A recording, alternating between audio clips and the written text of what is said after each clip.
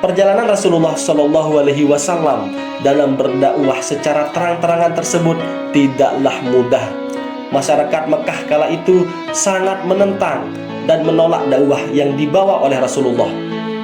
Menerima dakwah Rasulullah tentang hanya Allah Tuhan yang Esa, Tuhan yang disembah, berarti mereka harus berhenti menyembah berhala yang selama ini mereka yakini sebagai Tuhan yang agung.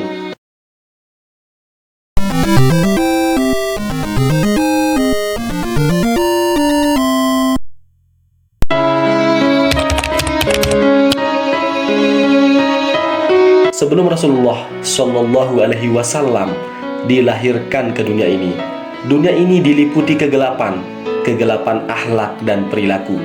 Perbudakan di mana-mana, mereka tertindas, disiksa, manusia diperjualbelikan seperti binatang. Perempuan tidak memiliki kehormatan sama sekali, apalagi derajat. Bahkan jika seorang ibu melahirkan seorang anak perempuan, maka anak tersebut akan langsung dikubur hidup-hidup oleh bapaknya, karena mereka yakin bahwa anak perempuannya tidak akan pernah memiliki masa depan yang baik. Manusia selalu melakukan perbuatan dosa, menyekutukan Allah, berhala sebagai sesembahan. Bahkan di Baitullah yang merupakan tempat yang paling suci dipenuhi oleh berbagai macam bentuk berhala. Yang kaya berkuasa, mereka bebas melakukan apa saja yang mereka inginkan. Sedangkan yang miskin, mereka tertindas, dilecehkan, terzolimi. Dunia bagaikan neraka bagi mereka yang kecil dan miskin. Sedangkan bagi mereka yang kaya dan kuat, dunia bagaikan surga. Dunia benar-benar berada dalam kegelapan dan kebodohan. Hingga pada suatu malam, terlihatlah di langit bintang bersinar sangatlah terang. Hal tersebut belum pernah terjadi sebelumnya. Para ahli kitab percaya bahwa ini adalah tanda akan ada utusan baru, utusan terakhir yang akan Allah kirimkan ke dunia ini, utusan terakhir yang menjadi rahmat bagi seluruh alam, utusan terakhir yang membawa dunia penuh dengan kedamaian dan kasih sayang. Dialah Muhammad Sallallahu Alaihi Wasallam, sang penyelamat dunia dari kegelapan.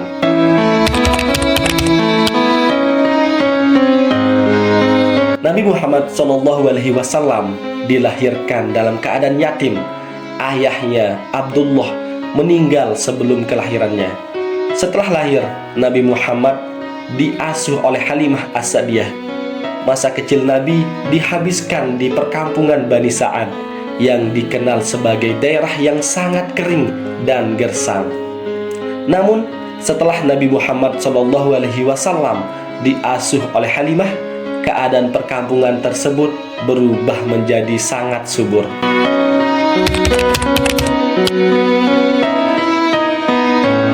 Saat berusia 5 tahun, Nabi Muhammad pun kembali ke rumahnya. Ia mulai kembali hidup bersama ibunda dan kakeknya. Namun tak lama setelah itu, tepatnya saat berusia 6 tahun, Nabi Muhammad SAW juga kehilangan sang ibu, Siti Aminah, meninggal dunia setelah mereka berdua berziarah ke makam Abdullah, bapaknya. Aminah ibunya jatuh sakit dan dikuburkan di sebuah desa bernama Abwa.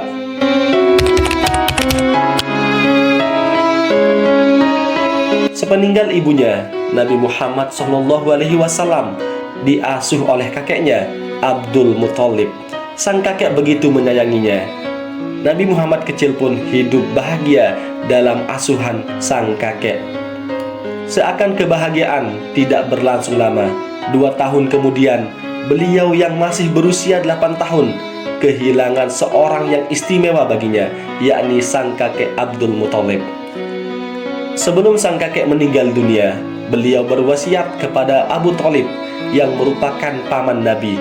Sang kakek meminta pamannya untuk mengasuh Nabi Muhammad SAW. Meninggalnya Abdul Muthalib itu bukan saja merupakan kesedihan besar bagi Nabi Muhammad SAW, tetapi juga merupakan kehilangan bagi segenap penduduk Mekah, karena Abdul Muthalib merupakan pemimpin dan tokoh Mekah. Nabi Muhammad kini diasuh oleh pamannya, yaitu Abu Thalib. Ketika Nabi Muhammad berumur 12 tahun, Abu Thalib mengajaknya untuk berdagang ke negeri Syam. Tapi sesampainya di perkampungan Busra yang waktu itu sudah memasuki wilayah negeri Syam, mereka disambut oleh seorang pendeta yang bernama Buhairah. Semua rombongannya pun turun memenuhi jamuan pendeta tersebut. Pada pertemuan tersebut, sang pendeta memberitahu Abu Thalib untuk menjaga Nabi Muhammad, karena kelak Nabi Muhammad akan menjadi pemimpin manusia. Sebagaimana yang sudah tertulis di dalam Alkitab, ciri-ciri tersebut sudah terlihat pada diri Nabi Muhammad kecil. Pendeta meminta kepada Abu Thalib untuk kembali ke Mekah dan tidak melanjutkan lagi perjalanannya menuju ke Syam, karena dia takut kalau Nabi Muhammad dicelakai oleh orang-orang Yahudi di sana. Seperti yang diketahui bahwa di negeri Syam begitu banyak orang Yahudi yang menduduki tempat tersebut. Abu Thalib bersama rombongannya pun kembali ke Mekah dan tidak melanjutkan perjalanannya ke Syam. Masa muda Nabi Muhammad SAW dilalui dengan kehidupan yang sangat berat. Untuk memenuhi kebutuhan hidupnya, Nabi Muhammad mengembalakan kambing penduduk Mekah. Saat itu, masyarakat Mekah sedang ramai membicarakan Nabi Muhammad bin Abdullah, seorang pemuda yang memiliki kejujuran dan keluhuran budi di tengah rekan-rekan sebayanya yang sibuk berpoya-poya.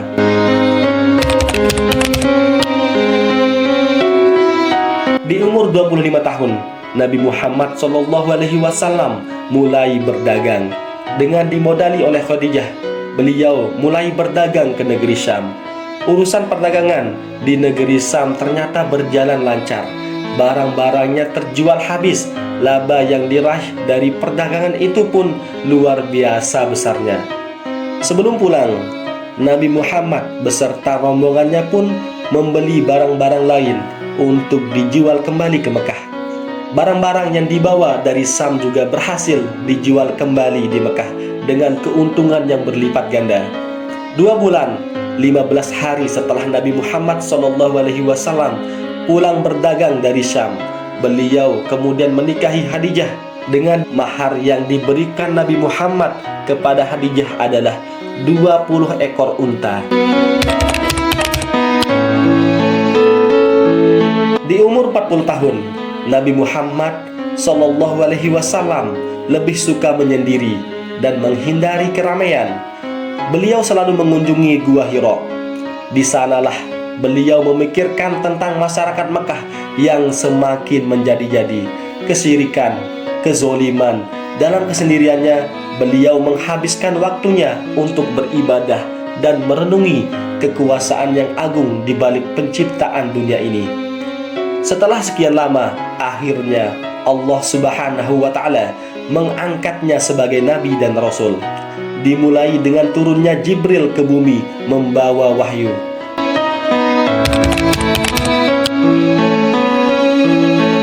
Pada awalnya, Rasulullah SAW melakukan dakwah secara sembunyi-sembunyi. Ini berlaku selama 3 tahun. Hal ini dikarenakan dakwah yang dilakukan oleh Rasulullah sangatlah bertolak belakang dengan apa yang sedang terjadi di kota Mekah. Dakwah untuk menyerukan tauhid, hanya Allah Tuhan yang disembah, tidak ada yang lain. Sedangkan kondisi masyarakat Mekah saat itu berada pada puncak kesyirikan, yaitu menyembah berbagai macam bentuk berhala.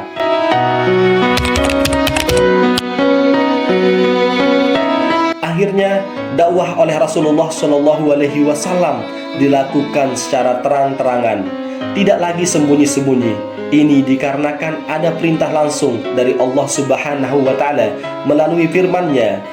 Maka sampaikanlah olehmu secara terang-terangan segala apa yang diperintahkan kepadamu, dan berpalinglah dari orang-orang yang musyrik. Al-Quran Surah Al-Hijr ayat 94. Rasulullah pun melakukan dakwah kepada seluruh masyarakat Mekah, menyeru untuk menyembah Allah sebagai Tuhan yang Esa dan meninggalkan segala macam bentuk kemusyrikan, meninggalkan berhala-berhala yang selama ini mereka sembah, karena itu nilainya sangatlah rendah. Berhala-berhala yang disembah tersebut tidak bisa mendatangkan manfaat apapun. Perjalanan Rasulullah Shallallahu Alaihi Wasallam dalam berdakwah secara terang-terangan tersebut tidaklah mudah. Masyarakat Mekah kala itu sangat menentang dan menolak dakwah yang dibawa oleh Rasulullah. Menerima dakwah Rasulullah tentang hanya Allah Tuhan yang Esa, Tuhan yang disembah, berarti mereka harus berhenti menyembah berhala yang selama ini mereka yakini sebagai Tuhan yang agung.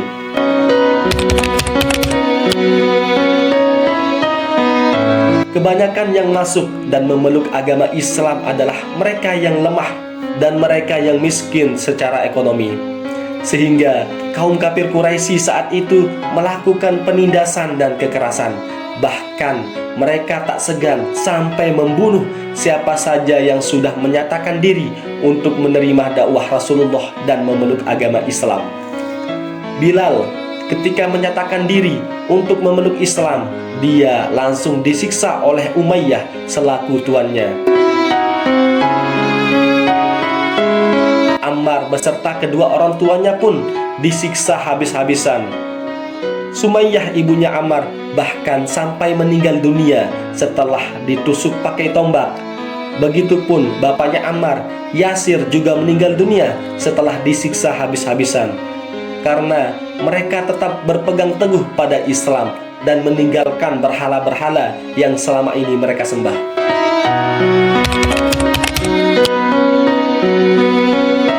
Semakin lama, penindasan yang dilakukan oleh kaum kafir Quraisy kepada kaum muslimin semakin menjadi-jadi, mengakibatkan Rasulullah Shallallahu Alaihi Wasallam menyuruh beberapa kaum muslimin untuk hijrah mencari tempat yang aman.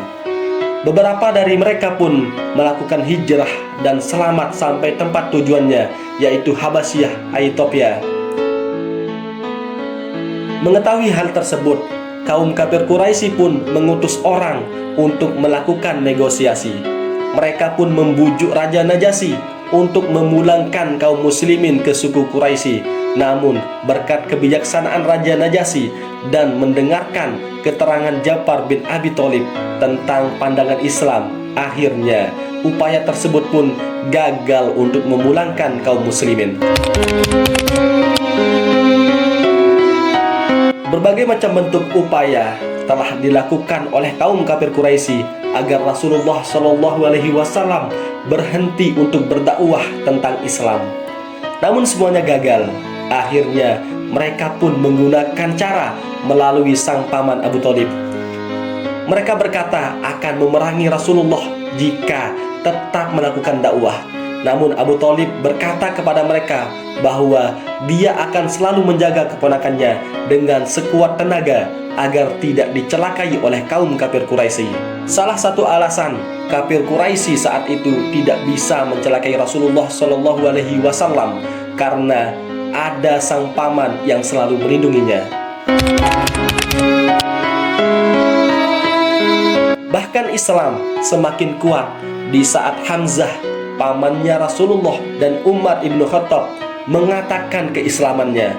Masuk Islamnya Umar membuat gempar kaum musyrik dan disambut sukacita oleh kaum muslimin. Abu Thalib mulai sering mengalami sakit. Semakin lama semakin berat, hingga akhirnya beliau meninggal dunia di bulan Rajab tahun ke-10 kenabiannya. Paman yang selama ini selalu membela dan melindungi Rasulullah dari kaum kafir Quraisy. Tidak hanya itu, 2 bulan kemudian Rasulullah Shallallahu Alaihi Wasallam pun ditinggalkan oleh istri tercintanya Khadijah di usia 65 tahun. Kehilangan paman dan istrinya membuat Rasulullah sedih. Sementara di sisi lain, orang-orang kafir Quraisy semakin menjadi-jadi karena sudah tidak ada Abu Thalib yang melindungi Rasulullah Shallallahu Alaihi Wasallam. Melihat hal tersebut, Rasulullah pun mencoba untuk hijrah ke Thaif dengan harapan di sana mendapat sambutan baik, namun kenyataannya berbeda.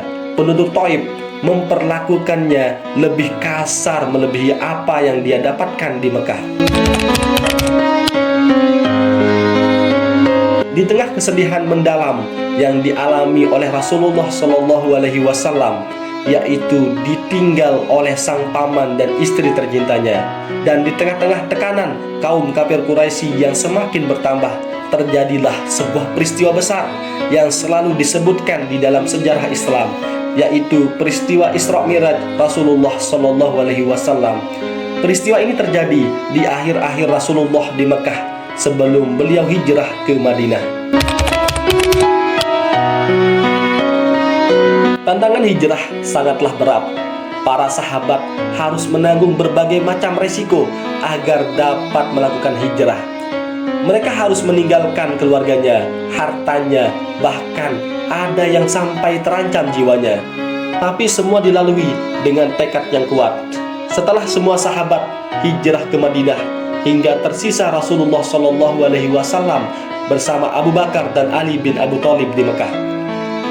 Hingga telah tiba waktunya, Rasulullah pun melakukan hijrah bersama Abu Bakar ke Madinah.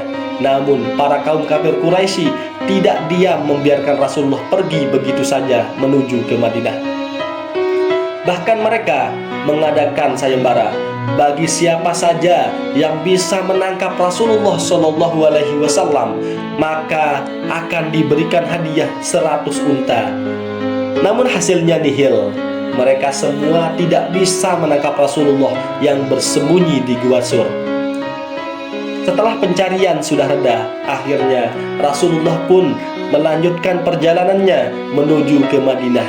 Hingga pada akhirnya beliau sampai di Madinah. Beliau disambut dengan gembira oleh kaum muslimin di sana. Langkah pertama yang dilakukan oleh Rasulullah Shallallahu Alaihi Wasallam di Madinah adalah dengan membangun masjid. Masjid yang dibangun tersebut adalah Masjid Nabawi yang kita kenal sekarang ini. Selain sebagai tempat ibadah, Masjid Nabawi kala itu juga dipakai untuk tempat berkumpul kaum muslimin. Meskipun Rasulullah beserta para sahabat telah hijrah ke Madinah, tidak serta-merta kaum kafir Quraisy berdiam diri. Mereka tetap mengancam kaum muslimin. Bahkan harta yang ditinggalkan di Mekah diambil semuanya. Hal tersebut membuat kaum muslimin pun marah, hingga pada akhirnya turun perintah dari Allah Subhanahu wa Ta'ala untuk memerangi mereka. Allah berfirman, diizinkan berperang kepada orang-orang yang diperangi, karena sesungguhnya mereka dizolimi. Sesungguhnya Allah benar-benar maha kuasa membela mereka. Al-Quran Surah Al-Hajj ayat 39. Kaum muslimin yang berjumlah 313 orang pun berangkat ke medan peperangan dengan peralatan sederhana, dan mereka harus menghadapi kaum musyrik sebanyak 1000 orang lengkap dengan peralatan perangnya. Kaum muslimin pun lebih dulu sampai di Badar, sehingga mereka dapat menguasai mata air di sana. Ini merupakan strategi Rasulullah dalam perang, karena diketahui bahwa Badar merupakan tempat yang panas, sehingga membutuhkan banyak air untuk melakukan peperangan. Perang pun dimulai dengan adu tanding terlebih dahulu. Pada saat adu tanding ini, kaum muslim yang dipimpin oleh Hamzah berhasil mengalahkan kaum musyrik yang dipimpin oleh Syaibah. Hingga pada akhirnya perang pun pecah. Terjadi saling serang menyerang antara kaum musyrik dengan kaum muslim. Perang yang berlangsung selama 2 jam akhirnya dimenangkan oleh kaum muslimin. Walaupun perbandingan jumlahnya 1:3, tapi dengan bantuan Allah Subhanahu wa Ta'ala, perang itu pun dimenangkan. Dakwah Islam yang dibawa oleh Rasulullah Shallallahu Alaihi Wasallam semakin berkembang dan menjadi luas. Semakin banyak yang memeluk Islam, hingga pada waktu yang tepat akhirnya Rasulullah beserta kaum muslimin semuanya melakukan penaklukan ke kota suci Mekah. Berhala-berhala di dalam dan di area sekeliling Ka'bah pun dimusnahkan semuanya. Ada 360 berhala. Pembebasan kota suci Mekah dan Ka'bah merupakan kemenangan terbesar kaum muslimin, dan kaum musyrik yang berada di Mekah pun masuk Islam semuanya. Ketika dakwah sudah sempurna, wahyu sudah lengkap, dan Islam sudah mulai menguasai keadaan, mulailah tampak tanda-tanda perpisahan Rasulullah SAW dengan kehidupan. Hal tersebut tampak dari perasaan, ucapan, dan perbuatan beliau. Rasulullah SAW pun mulai sakit-sakitan. Sakitnya semakin hari semakin parah. 4 hari sebelum Rasulullah meninggal dunia, beliau berwasiat kepada kaum muslimin agar tetap berpegang teguh pada Al-Quran dan As-Sunnah. Sakit yang Rasulullah rasakan semakin parah hingga beliau tidak bisa lagi menjadi imam sholat di Masjid Nabawi, dan kemudian digantikan oleh Abu Bakar As-Siddiq. Hingga pada hari Senin 12 Rabiul Awal tahun 11 Hijriah waktu duha, dan sebelum meninggal dunia, beliau pun berwasiat lagi kepada kaum muslimin semuanya untuk jangan pernah meninggalkan sholat. Beliau mengulanginya berkali-kali hingga tibalah sakaratul maut. Beliau mengucapkan kalimat tauhid, la ilaha illallah. Pada saat tersebut, semua para sahabat kaum muslimin merasakan kesedihan yang sangat mendalam atas meninggalnya Rasulullah SAW, manusia yang paling mulia, yang telah membawa manusia menuju kehidupan yang damai, kehidupan yang penuh dengan kasih sayang. Semoga kita semua kaum muslimin mendapatkan syafaatnya kelak di yaumul akhir. Allahumma sholli ala sayyidina Muhammad wa ala ali sayyidina Muhammad.